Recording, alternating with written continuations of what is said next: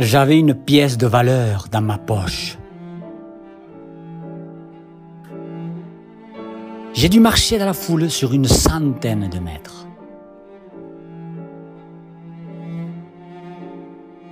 Lorsque je suis rentré chez moi, peu après, la pièce avait disparu.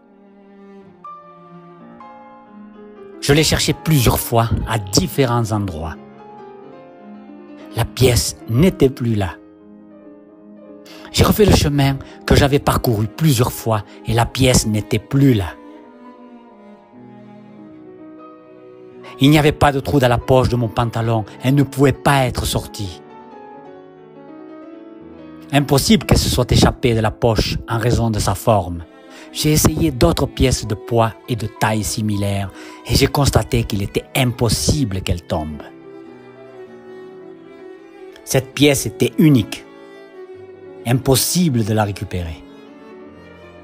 J'ai fait de la publicité dans les médias avec une forte récompense à la clé. Ils m'ont appelé 3 fois.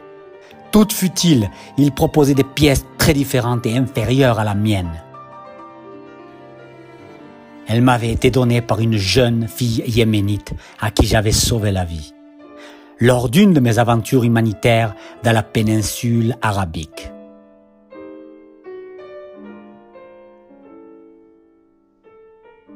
Comme vous pouvez le comprendre, pour moi, sa valeur était bien plus élevée. Le temps a passé, des jours, des mois et rien. J'ai fini par oublier la pièce. Je ne suis ni un collectionneur ni un amateur de numismatique. Ayant été victime d'un vol, je suis devenu beaucoup plus prudent, méfiant et circonspect.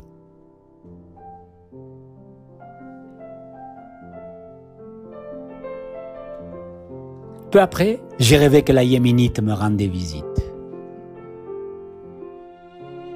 Je lui racontais, honteux de la perte de la pièce. Et par la magie des rêves, elle la remettait en place en m'embrassant sur la joue.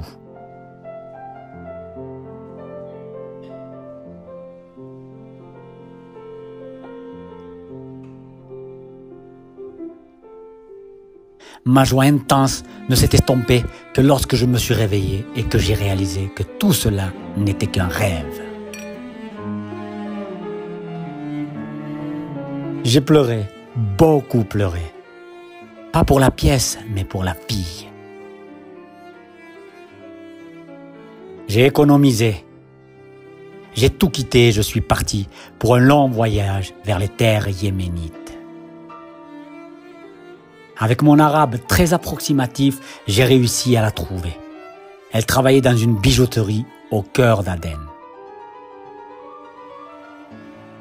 Les retrouvailles furent si chaleureuses que nous restâmes enlacés dans une étreinte interminable.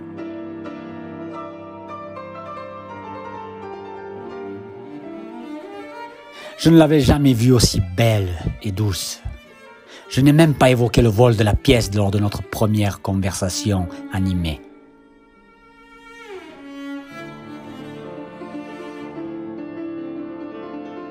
Par la suite, je n'ai senti que mon corps envahi par des pulsations et des picotements d'amour véritables.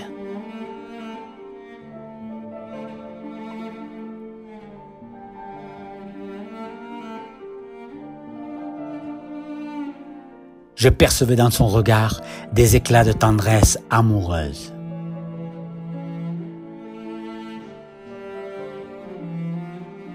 Nous nous sommes tus. Les mots n'émanaient pas de nos bouches respectives.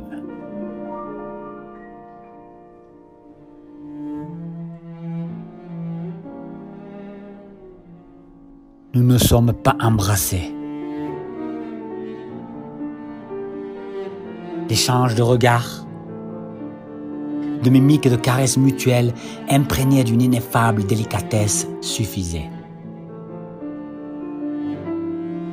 Nous étions amoureux, et ce n'est qu'en perdant ma pièce que j'en ai pris conscience.